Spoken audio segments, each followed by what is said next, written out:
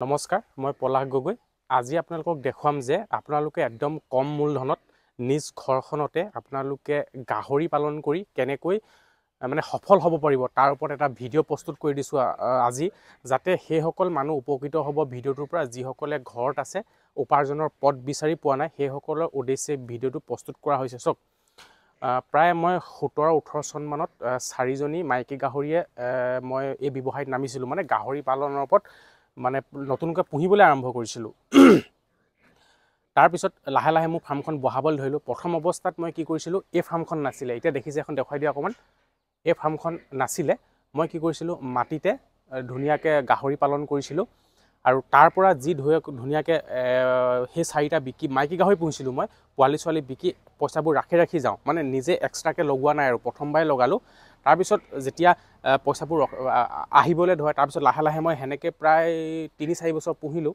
তাৰপিছত কি হৈছে, এই ফাৰ্মখন বনালোঁ। তো মই প্ৰথম অৱস্থাত আপোনালোকে বহুত পইচা নলগাব, আপোনালোকে ধুনীয়াকৈ মাটিতে মানে পুহিব। যেতিয়া সেই পইচাবোৰ আপোনালোকে আহিবলৈ ধৰিব আৰু তাৰপিছতে এনেকৈ পকীকৰণ কৰিব।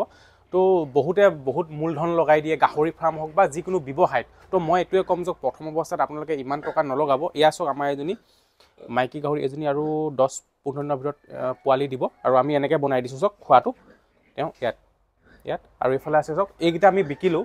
অলপ দিনৰ আগত মই 7টা গাহৰি বিকিছোঁ। তাৰপিছত এয়া আছে, তাৰপিছত এইফালে আছে। আৰু আমি চাওক সদায় চাফ চিকুণকৈ ৰাখোঁ। আমি এনেকৈ ধৰি লওক চিত্ৰ নলাম আৰু যাতে গোন্ধটো নোলায়। তো মই এইটোৱে ক'ম, চাওক গাহৰি পুহিও আপোনালোকে ভাল টকা এটা উপাৰ্জন কৰিব পাৰে যদি আপোনালোকে দানাটো নিজে প্ৰস্তুত কৰি লয়। মই কৈছোঁ আপোনালোকে অমিতা খেতি কৰি ল'ব পাৰে, ডাঙৰ ধৰি লওক এই যে কচু এবিধ পায়, কচু খেতি কৰিব পাৰে। মানে যদি আপুনি দানাটো নিজে প্ৰস্তুত কৰি লয়, ইয়াৰ পৰা আপোনালোকৰ যথেষ্ট লাভ আছে। আৰু কিনা দানাই খোৱাও আপোনালোকে লাভ কৰিব পাৰে। যদি ধৰি লওক বহুত পুঁজি নাথাকে, তেতিয়া আপোনালোকে যদি ধুনীয়াকৈ এডোখৰ মাটিত ইয়াৰ মানে খানাটো আপোনালোকে নিজে তৈয়াৰ কৰি লয়, তেতিয়াহ'লে আপোনালোকৰ যথেষ্ট পৰিমাণে লাভ থাকিব। এয়া চাওক, এইবোৰ আমাৰ 3মহীয়া গাহৰি হৈছে, ইয়াত আছে।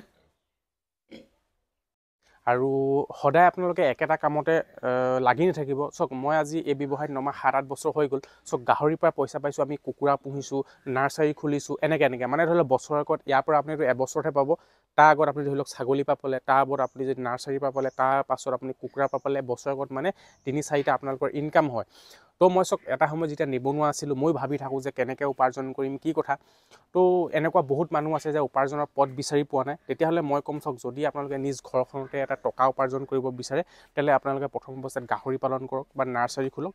ইয়াৰ পৰা আপোনালোকে একদম মিনিমাম কম ইনভেষ্টমেণ্টত আপোনালোকে আৰম্ভ কৰিব পাৰে। আৰু যেতিয়া আপোনালোকে টকাটো পাব, আৰু এটা কথা মন কৰিব, চাওক, টকাটো চবেই উপাৰ্জন কৰে, কিন্তু তাত যদি আপোনালোকে ছেভিংছ কৰিব নাজানে, তেতিয়াহ'লে সেই টকাৰ আপোনাৰ একো মূল নাথাকিব।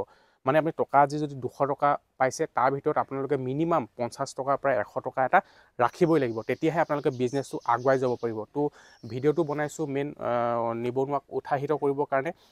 বিগত মই 7-8 বছৰ এই ব্যৱসায়ৰ লগত জড়িত। মই ভাবোঁ আপোনালোকে এই কাম কৰিও বছৰেকত এটা চৰকাৰী চাকৰিতকৈ আপোনালোকে বেছি টকা উপাৰ্জন কৰিব পাৰে।